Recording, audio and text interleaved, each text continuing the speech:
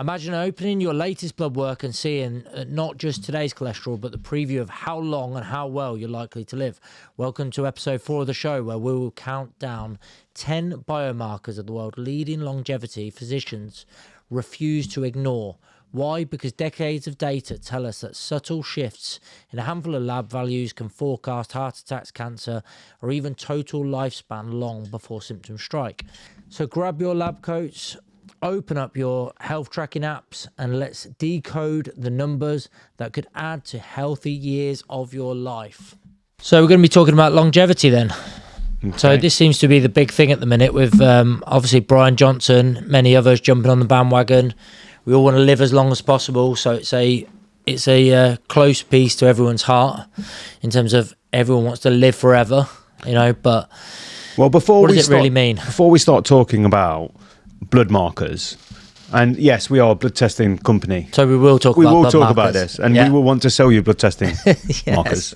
But I don't want to underestimate the importance that of VO2 max and muscle mass, which retention. We do VO2 max testing. We do, so we'll sell you that as well. Yeah. So if I was to take the one marker for longevity, and I know this has already been said on these memes going around, but the one marker for longevity, i.e. living a long time, and even health span, it would be VO2 max, even more important than muscle mass, because it predicts really accurately long life.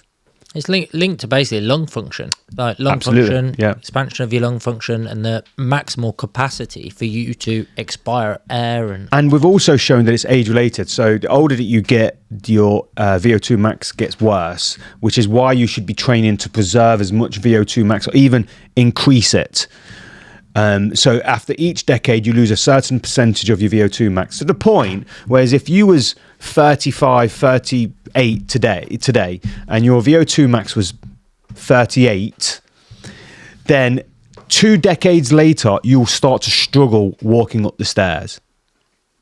That's really bad. So every decade you lose a certain percentage of your VO2 max. So if it's weak now in your early 30s or even before you're 40, if you've got a weak VO2 max now and you're not doing nothing about trying to improve it, and then later on trying to preserve it, eventually you're going to not be able to walk up the stairs without assistance. No, it's so important, and that's why we do it alongside of our longevity plans. Is that making sure that we do, yes, the blood markers, but a VO2 max test as well to determine where someone is. And you could do that up to 4 times per year through accurate testing, which is a VO2 max test on a bike or a treadmill. Yeah, absolutely. So a VO2 max test, basically you would be put onto a bike or a treadmill, and incrementally you would increase those levels up until the point at which you cannot do it anymore. So that would be exercise to failure. While you're doing that, you would have a oxygen mask on, let's call it, or a face mask, and that face mask you will be breathing into, and it will be determining the oxygen and the CO2 to then see what is your maximal capacity of breath by breath analysis, and also your work rate max in terms of how much can you work towards until failure. So that is the maximum amount. It's hugely important to be tracking that for the reasons we've just said. Yeah, absolutely. So going to muscle mass retention, or even increasing your muscle mass as you get older, is right up there with VO2 max. You don't want to get to the point where you're 70 years old and you can't get out of the chair and you need someone to help you. That's just pathetic, right? You need to be able to keep your muscle mass, keep your strength as you get older, so you can increase your quality of life. And importantly, keep your bone strength as well, your bone density. Because as we know, when you get to, maybe over 60 years old, you have a fall, you break your hip, there's a big chance you're not going to see, your quality of life's definitely going to go down. And even a lot of studies suggest that you might not make it 2 years after your hip fracture. Yeah, there's a direct correlation between muscle mass and strength training. Absolutely. So, that encouragement of doing that exercise, that high intensity exercise for your VO2, but also doing that strength training so you can build the muscle, but also by doing impactful type training, which would be strength training, you would then build your muscle density through building up the bone, Yeah, absolutely. Which is hugely important. So I'm just going to keep going through these because we've got 10 to go through. So just to recap, we want you to train both cardiovascular and your strength system, your muscles. That's what you should be doing. You should be doing a couple of sessions of cardiovascular activity a week, and you should be doing a couple of sessions of resistance training, a minimum 4 times a week in the gym. That's all we ask you to do, and you'll start to respect yourself if you get there and do that, and you'll have the benefits of that for years and years to come. The most bang for your buck things that you can do to increase your health span and lifespan. Get doing it. Exactly. So that's the exercise part. We're just going to go on to the blood marker side of things. Blood marker side of things, well, really, number one's got to be up there with cholesterol, looking at our LDL cholesterol, our HDL cholesterol, and our HDL to cholesterol ratio, right? Yes, absolutely. So, I mean, in terms of just looking at cholesterol, there's a big, the science has been so misrepresented by, I don't know, just people that don't understand how to read science. So we've got really, really good studies that show that LDL is causative to heart disease, irrespective of anything else. So you could look at someone that's completely metabolically healthy, and if they've got elevated LDL, their risk of cardiovascular disease is increased compared to somebody who doesn't have a high level of LDL. And we know this because we've done the studies. So we've actually compared people that have high cholesterol, it's called something called familial hypercholesterolemia, where their liver can't reabsorb the LDL cholesterol. If these people don't get treated, they have cardiovascular disease before they're 40. They need to be treated. And then there's a SNP, single nucleotide polymorphisms, slight edits on your genes that cause you to have low amount of LDL. And we know these people, they don't get cardiovascular events compared to people that have a higher amount of LDL. So we know this. We've proved that it's causative. I mean, I seen a meme, a reel the other day where someone says with LDL has never been shown to be causative in human beings. Well, we have through the Mendelian randomization trials that we've done. But aren't these studies just made up by pharmaceutical companies? Of course, yeah, of course. I mean, you know, because a pharmaceutical company basically, all they want to do is sell the statin, right? So aren't they just going to make up a load of studies? Well, statins are no. I don't think there's one statin now on the market that has got a patent. Not a patent. Yeah, the patent where they can continue to just make that. The patent runs out, doesn't it? And then eventually you make the generic type of the medicine. All statins now are generic, which means, like, let's just talk about this, actually. This is a better argument. If statins didn't work to reduce cardiovascular disease, the NHS would not prescribe them. We have a social-based medicine system where if they didn't work and they could save some money by stopping all statin medication, they'll do it tomorrow. But they know through analysis, through the studies, whether even if they were funded by Big Pharma, which they're not every single statin study that's ever been done has been just funded by Big Pharma. They've been funded by the British Heart Foundation, but the British Medical Council, BMC, BHF. We have independent charities that fund these studies. If statins didn't work, the NHS would stop using them tomorrow. So everyone that takes a statin, or anyone that's been prescribed a statin, all of a sudden they're like, oh, this thing, it's giving me brain fog. It's making me tired. It's making my bones ache. It's making my muscles ache. You know, but what they're not realising is actually you're on statin. I'm ready. Here we go. All right, limber it up. So it's like, you know, even though it's lowering down their cholesterol, they're getting all these side effects. So they're seeing it as a negative. I want to get off of it. I want to, you know. So why are these side effects happening?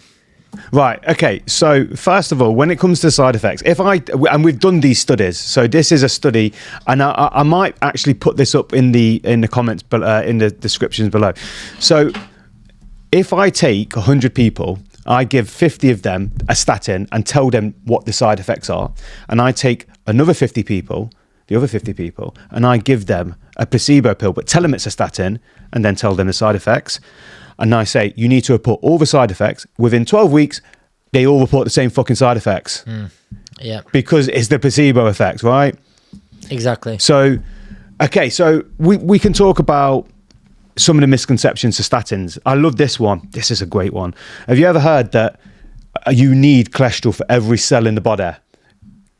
This is it makes up the lipid membrane. Yeah, it makes cholesterol is important, right? We do. We definitely need so it's not, cholesterol they're for not every wrong, single. But they are wrong. They're completely wrong. I'm going to tell you why they're wrong. But the way Your cell can synthesize cholesterol on its own. It doesn't need the cholesterol from the liver. So what you're actually trying to reduce is the synthesis of cholesterol within the liver, and that makes sense because we take a statin orally. And it gets absorbed and goes to the liver, shuts down 90% of the synthesis, well, hopefully 90% of the synthesis of cholesterol in the liver, right? Your cholesterol is made, if you didn't make cholesterol in your cells, what would happen to the cell membrane, Rob? You wouldn't have a flipping cell membrane. Yeah, right? Exactly. You wouldn't have it. You need that. You need the cell membrane. Another one is, you need it for your brain. Okay. Well, yes, you do. But again, your brain is quite capable of making cholesterol itself. And I think a lot of the statins, most of them, they don't go into the brain. Like rosuvastatin doesn't go into the brain. They won't cross the blood-brain barrier. Another one is testosterone. You need it cholesterol for hormones. Okay, great. So unless you're LDL, the only time this affects it, and it's only about 10 to 15%, is the research has shown this, that if it goes below 1, right, 1 in terms of LDL cholesterol, you might have a 10 to 15% decrease in total testosterone output. But no doctor in their right mind is going to take their patient and say, I'm going to get your cholesterol below 1. No. Right? They want it. I think the ideal level for cholesterol, LDL cholesterol, is between 1.5 and 2. And I think that's a really nice range, showing really, really good risk reduction in a lot of the good trials. And can like I the say, cholesterol if you're that worried about these things, you should be testing it on a regular basis. You should be keeping an eye on it for sure. Yeah. One bit just to touch on is when you were talking about the liver, one really important fact is that actually some of these side effects might be coming from the fact that it's blocking the HOM enzyme, right? Yeah, so the HMG, the HOMG. Yeah, the HMG enzyme. So how statins work is it's a HMG reductase inhibitor. So it prevents this enzyme that breaks down coenzyme Q10. That produces coenzyme Q10. Coenzyme Q10 is needed for the citric acid cycle, or the Krebs cycle, or whatever you want to call it. But it's needed for that, for energy. So what you can do is, if you're feeling a little bit low in energy, you could try 30 to 100 milligrams of coenzyme Q10. Yeah, typically it's hugely recommended that you will take coenzyme Q10 alongside a statin. And why wouldn't you? And you can take it with the statin. Some people say take it.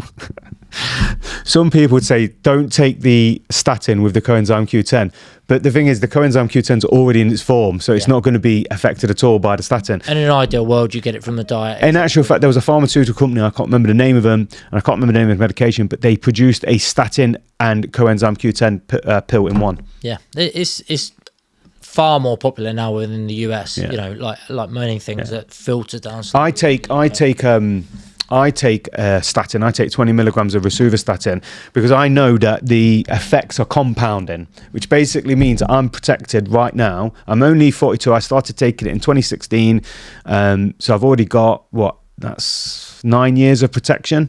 I think you get a 20% risk reduction, a 22% risk reduction every 5 years of cardiovascular disease. So the earlier that you take the statin, the earlier that you keep your cholesterol down. You don't need to take a statin. If you can get your cholesterol levels, I'd say total cholesterol down to 4 and LDL cholesterol below 2.5, you're going to see major risk reductions throughout your life. The earlier you can do that, the better. But there's no point in your life that you shouldn't be doing that or trying to do that. Agreed. And that's where the tracking and keeping an eye on things comes in very closely. Yeah, because they'd save a lot of money. Exactly. But they do work. So the whole point of a statin is to bring down your LDL cholesterol or total cholesterol.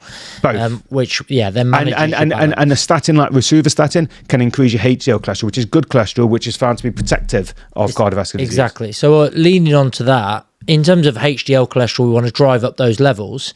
And that links really nicely onto our omega-3 index. You know, when we're looking at what are we going to do to push up these levels? Well, we know that a Mediterranean diet works well. Mediterranean diet works really well. Fish works well.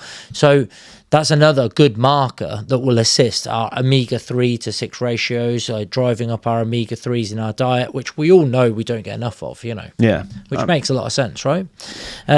Mediterranean diet is absolutely key for helping. I mean, again, there's been lots of big analysis on the Mediterranean diet showing that eating all them good fats is actually protective against cardiovascular disease. Yeah, due to... I mean, in a simple way of saying it, that's exactly what it is. Exactly. So... What are our views on the demonisation of saturated fat and fats through the 80s that have led to probably some of the misconceptions that stand? Because now we know avocado is good for you, real butter is good for you, we're certainly told that. What's your...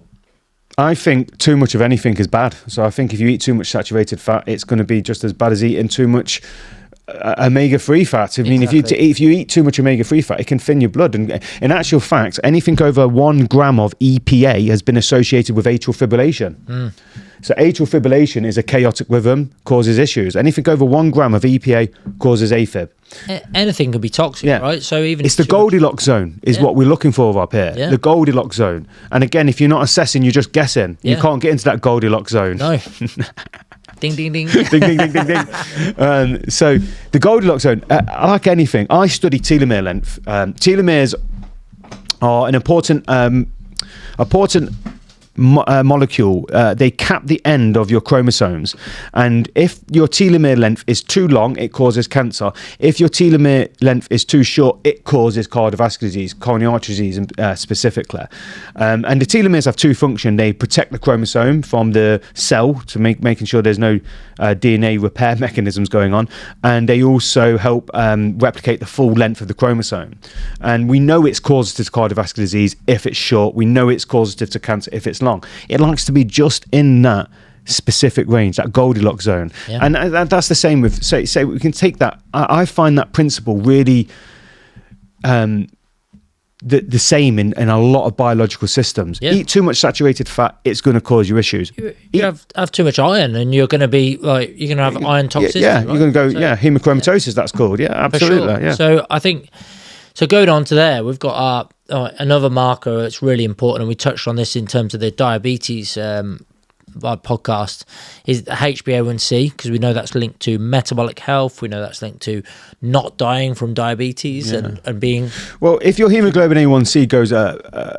if you go pre-diabetic to hemoglobin A1c, if you are pre-diabetic as indicated by your hemoglobin A1c, if you go type 2 diabetic as indicated by hemoglobin A1c, which is anything over 48, then your chances of cardiovascular disease increase by 64%.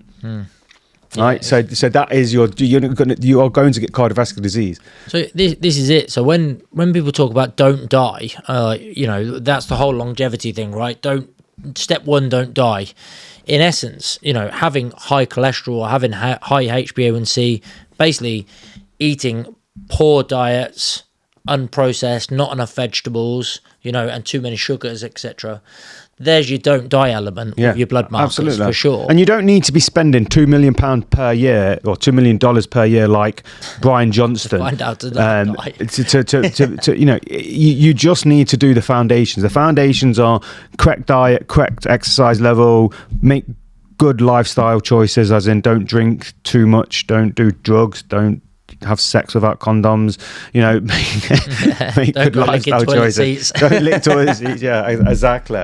So with the hemoglobin A1c, it's our little bullshit detector, right? So we take on a client, if their hemoglobin A1c is like 45 and 3 months later it's still 45, then we know they've not been following the dietary advice that we've given them. Exactly. It's a really nice way for us to determine things like carbohydrate tolerance, what sort of levels they should be on, but sort of touching on some of these inflammatory markers as well, things like C-reactive protein, ferritin when it's over a certain amount, homocysteine. These are all markers that we can watch closely. C-reactive protein is actually quite well researched. So what a lot of people like to do is they like to quote the research when it comes to cardiovascular disease. So they'll say it's not just about cholesterol, it's about all these inflammatory markers. Well, there's actually this actually does have good science to it. So if CRP, which is an inflammatory marker, so it's released by the liver in response to things like interleukin 6, which is a cytokine, and it basically it's much better at measuring for inflammation than say cytokines. So cytokines are transient, whereas in CRP isn't as transient. So what you'll get is you'll know that you're in a state of inflammation, and then that does increase your risk of cardiovascular disease, especially when you've got high cholesterol, and other poor markers like, say, elevated triglycerides, which I'd say that's quite a nice one to check. You don't want these markers being high. Basically. Yeah. So high CRP with other markers that are high is a recipe for disaster, for cardiovascular disease, for sure. Exactly. And it all links back onto that cardiovascular disease profile, and that level of inflammation, if we call it, which is such a generic term, right? Inflammation. Who knows what inflammation is? Yeah, exactly. Write in the comments, do you know what inflammation is? Yeah, like people, even like clients will say to us, or patients will say to us, what do you mean by inflammation? It's like, well, inflammation is whole body inflammation, right? It's like, it is that whole thing. It's non-specific until you start testing, determining exactly what the main problems are, and drilling a bit deeper into someone's lifestyle, their diet, their blood markers. It's so important, right? That's so key. Absolutely, yeah. Cool. I think we've covered quite a lot of those longevity markers.